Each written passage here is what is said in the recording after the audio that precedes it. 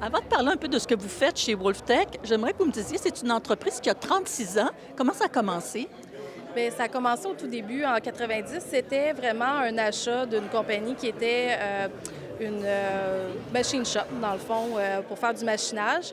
Et le propriétaire qui avait acquis avait un background un petit peu dans l'industrie de l'emballage, puis a parti finalement la compagnie au niveau de l'équipement d'emballage parce que c'était dans ses cordes, c'était dans ses connaissances. Donc, ça a parti tout petit au tout début, puis finalement, on a bâti, pas avec du marketing, mais vraiment avec notre réputation dans le marché, en attaquant vraiment des marchés qui étaient difficiles, puis en bâtissant notre réputation et en s'alliant avec les bons partenaires, évidemment. Donc, ici, on rentre vraiment dans les parties soudure. Vous allez voir que c'est de la soudure conventionnelle. Il n'y a pas de robot chez WolfTech.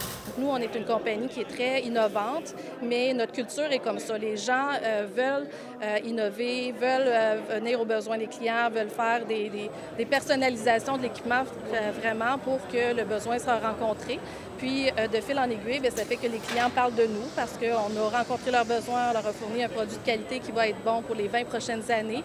Et de cette façon-là, bien, on a beaucoup de demandes. Fait que les gens, maintenant, quand ils veulent une emballeuse, ils disent qu'ils veulent une WolfTech. C'est un peu comme le Kleenex des emballeuses.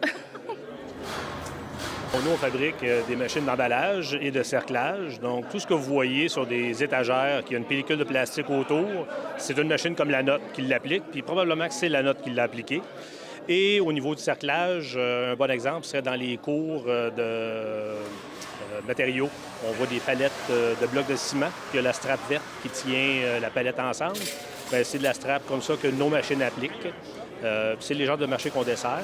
Mais tout ce qui est transporté par camion, ultimement, a besoin d'être emballé ou maintenu par une strap. Puis c'est souvent nos machines qui sont prises pour ça. Et ce qu'il y a d'intéressant ici, c'est que vous mettez vos employés à contribution. On a mentionné plusieurs fois dans les présentations l'ouverture, la porte ouverte. Vous êtes à l'écoute de vos employés. Expliquez-moi donc un peu comment vous faites ça.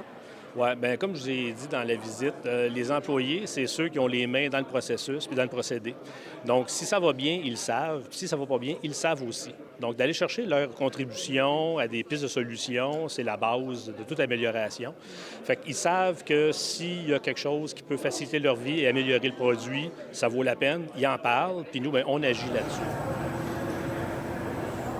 Quand je disais tout à l'heure d'être à l'écoute des besoins de nos clients, c'est pas de leur faire choisir un équipement dans un catalogue puis leur dire c'est ce qu'on a à offrir, vous devez choisir comme plan A ou plan B. C'est vraiment de dire bon quels sont les besoins, des analyser, puis d'adapter notre équipement à leurs besoins et non pas de leur demander eux de s'adapter à notre équipement.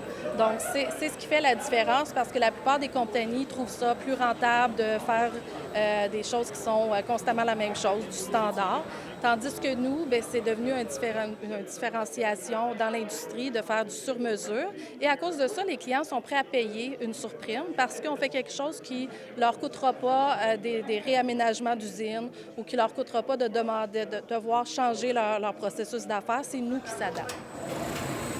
À mesure qu'on développe des solutions précises pour un client, bien, ça devient part de notre catalogue de base. Donc, quand on recommence pour un client futur, on fait une recherche dans nos catalogues de base en premier, puis après ça, on développe ce qui manque.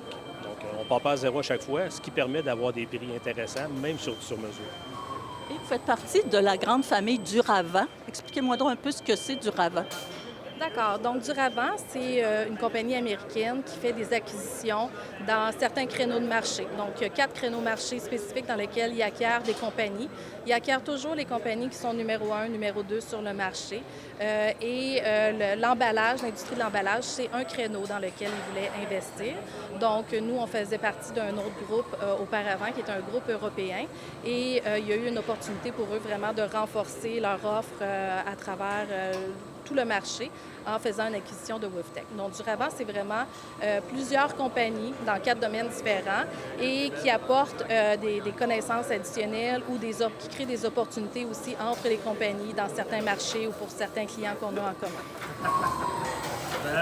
Le marché qu'on regarde surtout et qu'on investit présentement, c'est le marché du Mexique et de l'Amérique du Sud. C'est des marchés qui sont plus proches de nous. C'est des marchés dans lesquels on était présents auparavant, mais parce qu'on a eu une demande vraiment extraordinaire dans les dernières années, qu'on a laissé un petit peu de côté parce qu'on voulait bien servir nos marchés actuels. Donc, c'est un marché dans lequel on a fait une réintroduction l'année dernière pour essayer de se diversifier et qui nous ressemble un petit peu plus. L'autre marché, c'est le marché européen. C'est sûr que ça vient avec des enjeux au niveau de la construction en métrique au lieu d'impérial, ces choses-là.